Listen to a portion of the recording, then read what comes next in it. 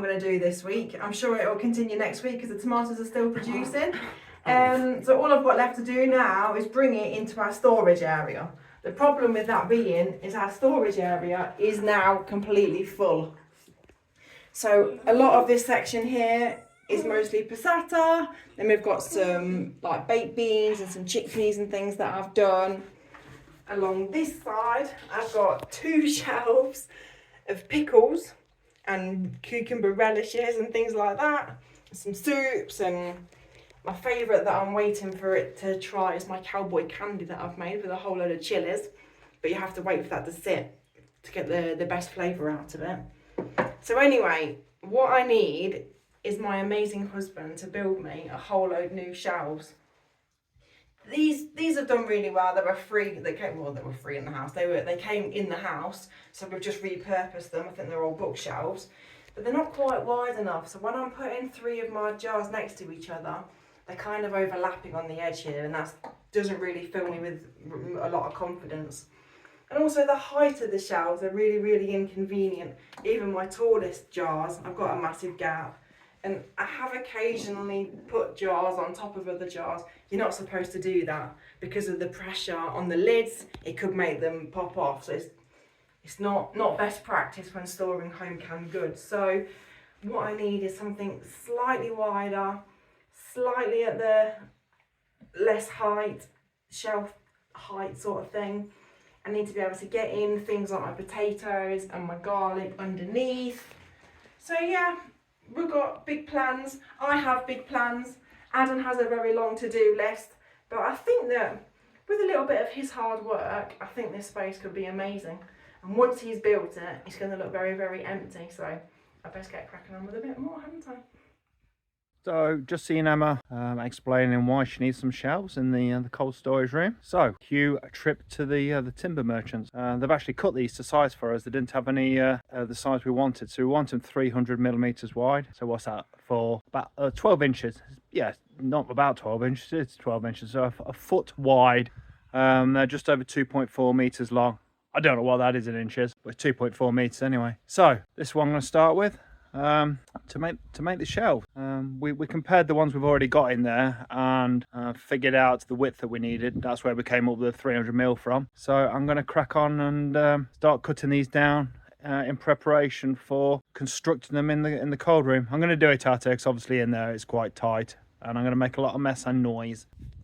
As you can see, the wood is rough cut. It's come straight from the sawmill. Might have to break the sander out to just take these rough edges off once I've cut it down. But it's not in plain view. It's going to be in our storeroom. So yeah, it's fit for purpose, I think is the right term.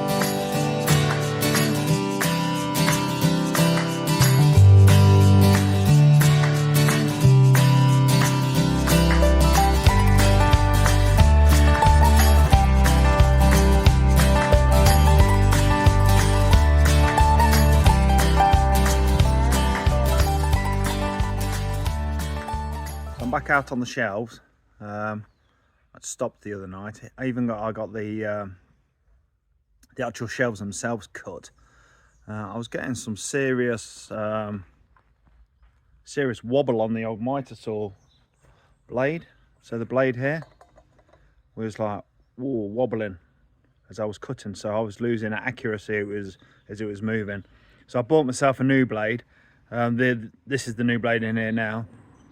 The old blade I had, I don't know how many years I've had it, a long time. I bought this for a project I was doing back in the UK. I made a scaffold board table, for a dining table and benches. I'll see if I can find a photo of it and drop it up here.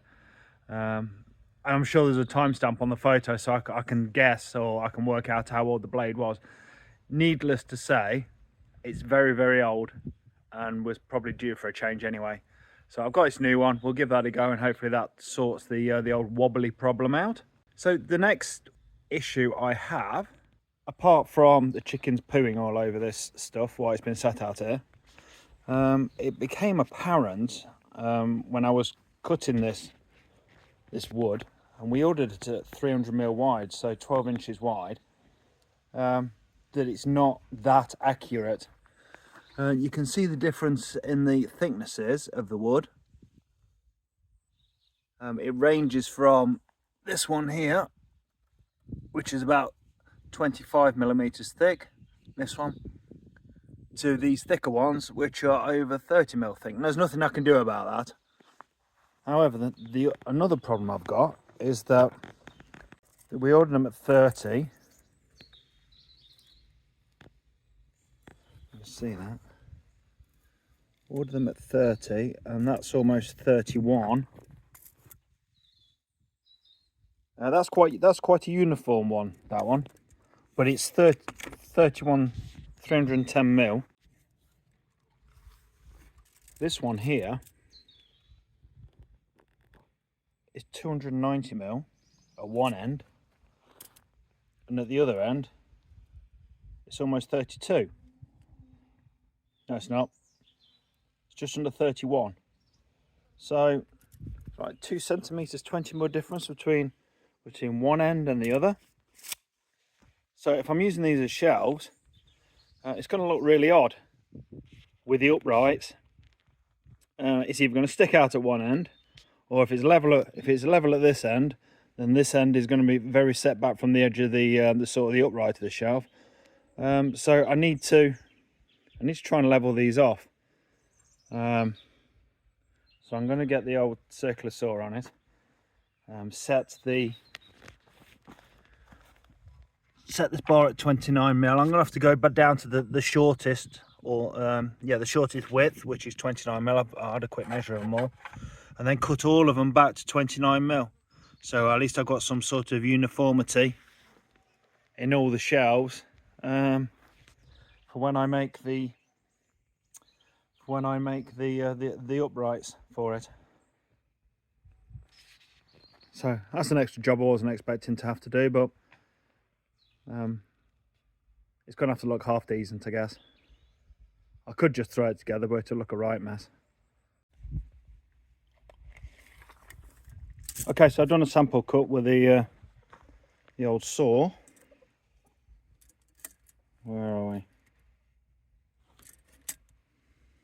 You can see that. Where are we? 29 that end. And 29 that end. So yeah, so that's squared it up. Like I say, I can't do anything about the thickness. Well, at least I can get all the widths correct. So that was just a test one. 28 to go.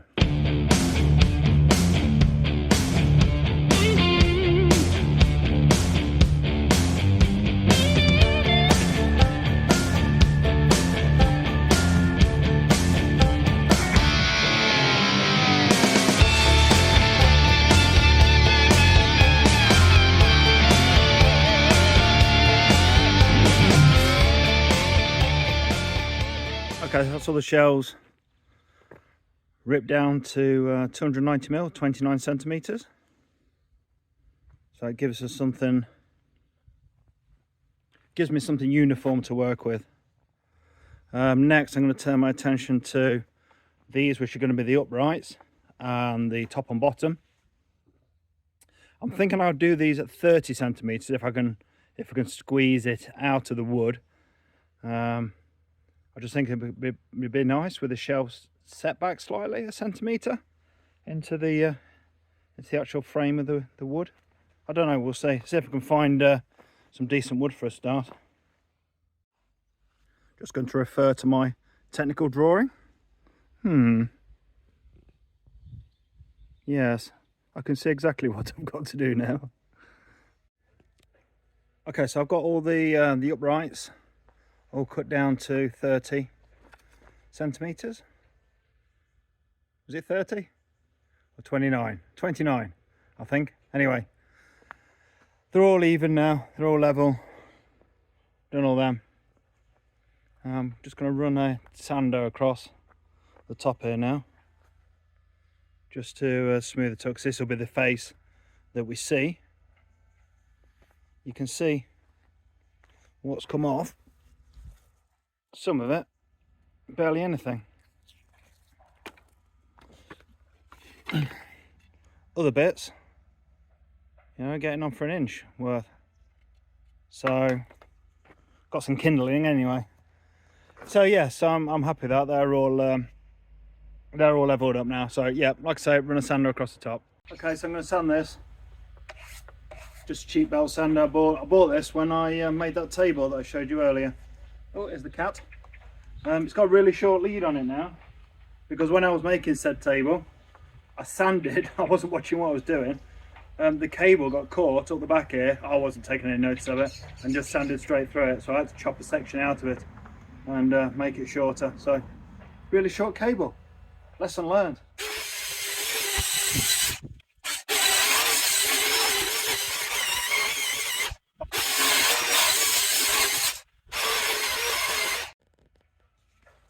So okay, nothing fancy. Just knock the rough edges off.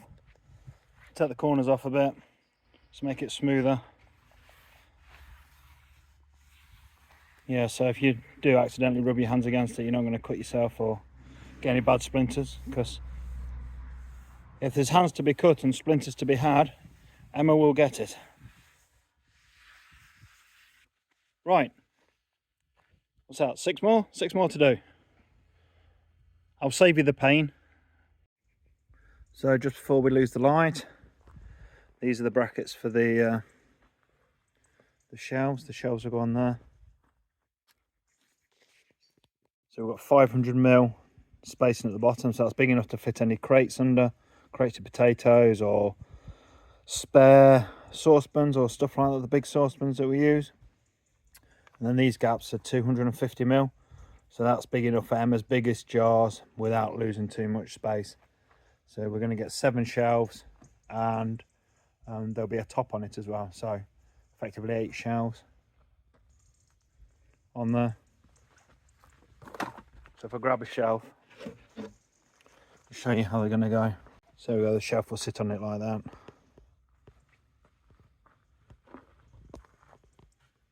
On there. I'll screw it down onto there. I will run the sander like I did on the other ones, just across these faces here. I'll just take sharp edges off. You can see how much this one's bowed already.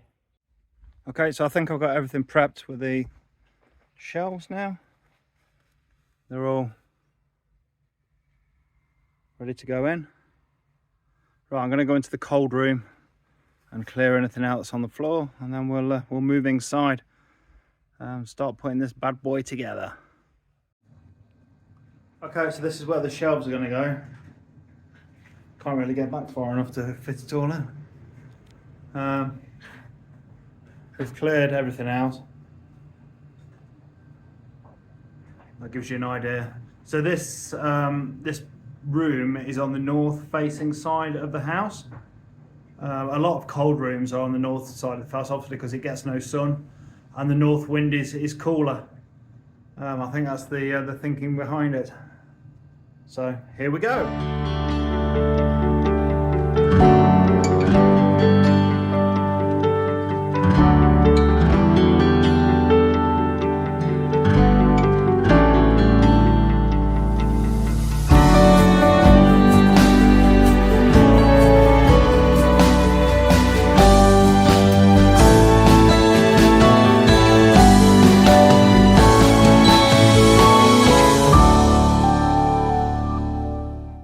That's the first shelf in.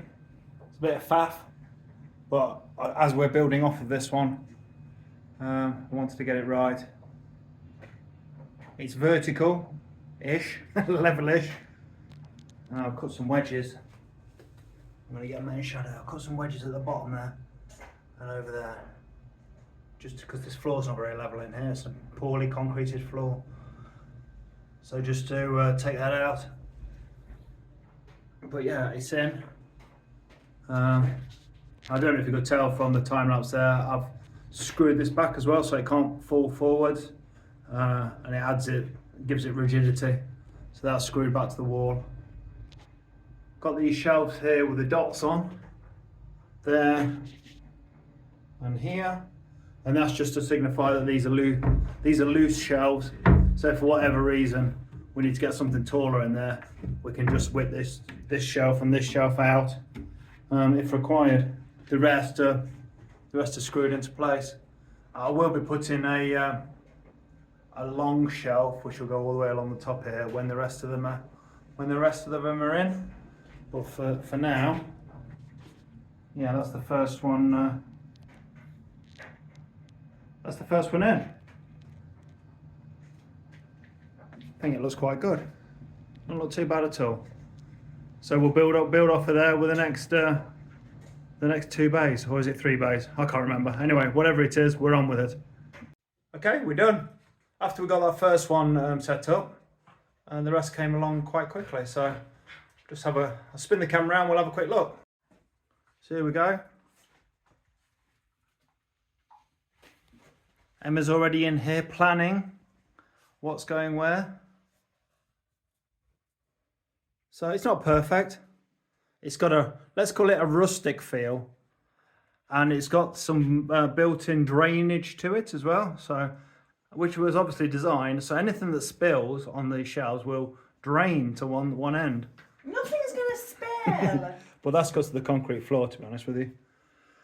Yeah, so I think for €80 worth of, well, I haven't put the top on yet. That might wait till tomorrow now. I need a beer. So for €80 worth of timber, I had to do a lot of processing with, which has made this project drag out much longer than it should have done. Yeah, I'm quite pleased with that, the way it's gone.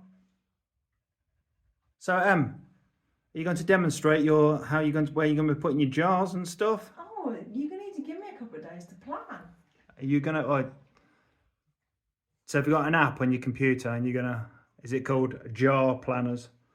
I've got an Excel spreadsheet. Well, just give us a flavour. Just grab some of these jars.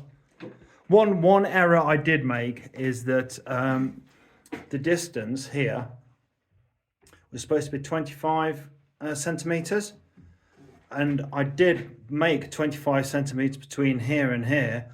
What I didn't take into account was the thickness of the shelf. So the distance here is probably only 22 centimetres. So I don't think we've got 1 or 2. We haven't got many of those jars, have we? No. We've got 1 or 2 jars which may not fit on here, but we haven't got many of them. The majority of them, these are our biggest jars, these ones here. And as you can see, they fit in there perfectly without wasting too much space. But also we have got these, I carried this on all the way along. So this row here, all these shelves are removable. And this row here, all those shelves are removable as well, just to give a bit of flexibility. Again, this end I've drilled it back to the wall on that bit of timber, that wall plate. And then at the bottom there, left it a bit taller so we can get our canning machine in there. And also, we can put crates under there as well. Do you think you get 2? You wouldn't quite get 2, would you? On top of each other. So when we go and get potatoes, for example, we bring a crate of potatoes down at a time from the barn, not from the bar. You can tell I need a drink. From the barn, they'll go under here on the floor out the way, and yeah, ideal. So what's that? Passata. So that was one of the problems today. Let's test that. We couldn't get 3 on the other ones, can we? Did we get 3 on this? Now you see how I planned this perfectly. That you can get perfectly 3. Do them along. See how they go along as well, Em. This size? Yeah. I wouldn't normally do this size all the way along. You wouldn't? Why Well, not? I can now, because look at all the shelf space I've got. No. Is that not going to get another one in there? No. You sure? Only because this is a slightly smaller jar, look. This is a slightly... Okay. So we can get 3 deep, just can't get, can't quite get... Yeah, it is. It's done it. It's done it. There we go. So it's perfect planning. I'm just going to take a big step backwards and say, yes, we can get them in there, and it was perfect planning on my behalf. So how many of those big ones we're gonna get? So you're gonna get 18 jars, 18 of those big jars on a shelf. I see a problem. You haven't got enough jars and you haven't done enough canning. No. You need to get down that polytunnel, right, and grow some more tomatoes now, quick. I haven't got enough empty jars to put in anything in. Oh, I've been too efficient, haven't I? Hey. No, this is good. This is very, very good. How exciting.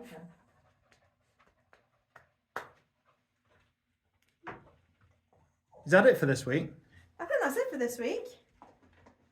So Emma will probably be in here all next week, shuffling stuff around, shuffling jars around. Have you got any more to go in? You got some upstairs to come down? Have I? Yeah, we've got loads upstairs to come down. I've got another 4 of them crates full. So I think we might be a bit more full than you realise, actually. Well, we'll see. Good stuff. You can also do what they do in the shelves, in the shops. Bring all the product to the front, so the shelves look full all the time. It's more pleasing to the eye then, isn't it? And it sells more apparently. I reckon that I can fill one of these just with cucumber-based products. What, a whole bay? Yeah, I reckon that I can. That's a bold claim. But that's only if I do what the supermarkets do and just put them in the Facing. I think we used to call it facing when I used to work at Wilkinson's, and at the end of the day, we had to go around facing the shelves, bringing everything to the front. That was a long time ago. Yeah. Anyway, that's it for this week. See you in the next one. Bye. Bye.